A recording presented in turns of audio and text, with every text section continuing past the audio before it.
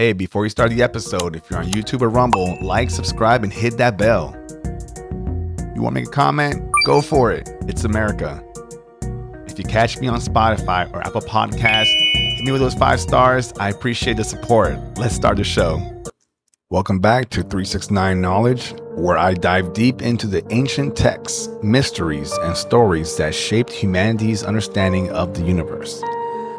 I'm your host, Cesar Pagan, and today we're going to explore one of the most foundational and dramatic creation stories ever told, the Enūma Eliš, the Babylonian creation myth story. This myth, often regarded as one of the oldest and most profound creation accounts, is not just about the birth of the gods. It's a story about chaos, order, and the eternal struggle between opposing forces. It's about the creation of the world, the birth of the gods, and how humanity came into existence. But what makes this story particularly intriguing is how it mirrors many of the themes we encounter in other ancient cultures, especially when it comes to divine conflict and creation. So sit back, take a deep breath, go for a walk, meditate, go to sleep. But get ready for a journey through one of humanity's oldest creation myths, the Enuma Eliš. Before there was anything, no earth, no sky, no gods. There was only the chaotic waters. In the Enuma Eliš, we learn that the universe began in a state of formlessness with 2 primordial entities, Apsu, the god of fresh water, and Tiamat, the goddess of salt water. These 2 beings were the foundation of everything in the cosmos, yet they existed in an eternal, undifferentiated chaos. Apsu and Tiamat were not alone in this formlessness. However, they had offspring, and it was from these offspring that the tension began to rise. The younger gods, who were born from the primordial waters, began to disrupt the tranquility of Apsu and Tiamat, creating chaos where there had been stillness. Apsu, disrupted by the noise and restlessness of the younger gods, decided that something must be done. His plan? To destroy them. But Tiamat, his consort, was not so eager to resort to violence. There was tension even between them, one that would set the stage for the cosmic conflict to come. Apsu's decision to destroy the younger gods set into motion a series of events that would change the cosmos forever. The younger gods, fearing their existence, turned to their leader, Ea, or Enki, depending on the version, a god of wisdom and magic. Ea, understanding the weight of Apsu's threat, did not respond with brute force, but with intelligence. Ea decided to strike first, killing Apsu while he slept. This act, though violent, was seen as a necessary move to stop the chaos from engulfing the universe. But by killing Apsu, Ea had upset the balance of things. The once peaceful, primordial chaos now had a rift, and Tiamat, angered by the loss of her consort, decided to take revenge. Tiamat, in her rage, gave birth to monstrous creatures, embodying her fury and the destructive aspects of chaos. She summoned armies of terrible beings to wage war against the gods, who had killed Apsu.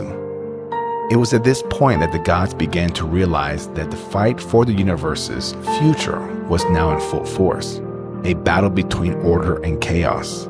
The gods knew that in order to survive and restore balance, a leader had to emerge, someone powerful enough to stand against the chaotic forces of Tiamat. Here enters Marduk, the hero of the Enuma Eliš. Now, Marduk wasn't just any god. He was the son of Ea and the god of storms and thunder. Marduk, or some would say Marduk, was known for his incredible strength, wisdom, and bravery. He was the one who would rise to challenge Tiamat and her monstrous army. But Marduk didn't take on this responsibility lightly. In the epic, the gods come together and agree that whoever can defeat Tiamat and her forces will be crowned the ruler of the universe. Marduk steps forward, confident that he can defeat Tiamat. But before he does so, he asks for a great reward, a throne of authority and the title of King of the Gods. The gods agree, knowing that Marduk is their last hope. Marduk, armed with the storm and lightning powers, confronts Tiamat and her monstrous forces in an epic battle that shakes the very foundations of the universe. The battle itself is a cosmic war, full of chaos and destruction, with Marduk using his mighty weapon, the storm, to tear through Tiamat's defenses. In the end, Marduk prevails. He strikes Tiamat down, splitting her body in two. From the two halves of Tiamat's body, Marduk creates the heavens and the earth. One half becomes the sky, and the other half forms the earth beneath. The chaos that Tiamat represented is now transformed into the world we know.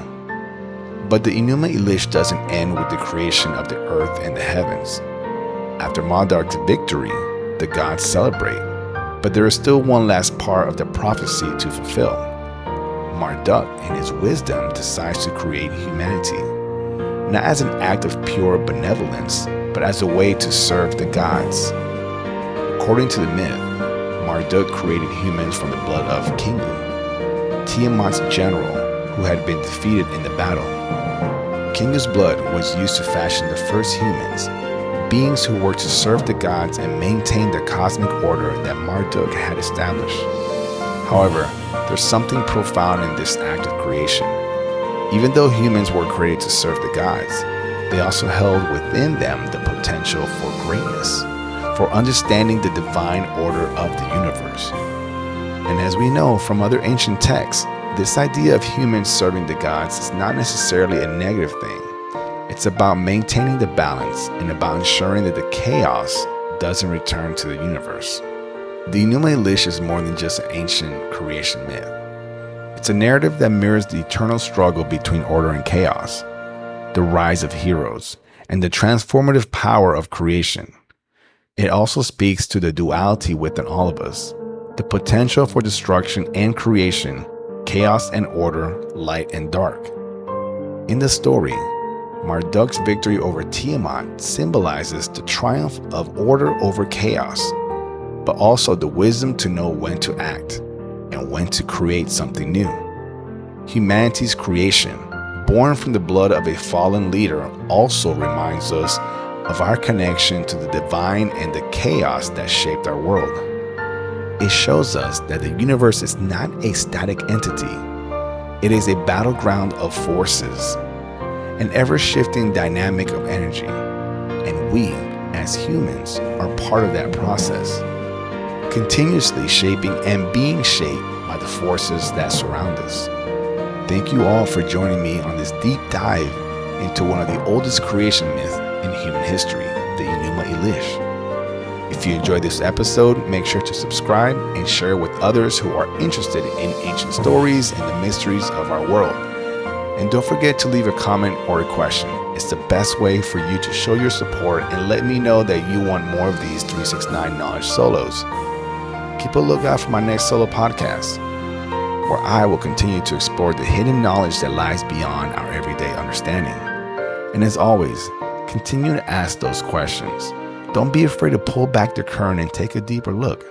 Push forward, always reaching beyond the frequency.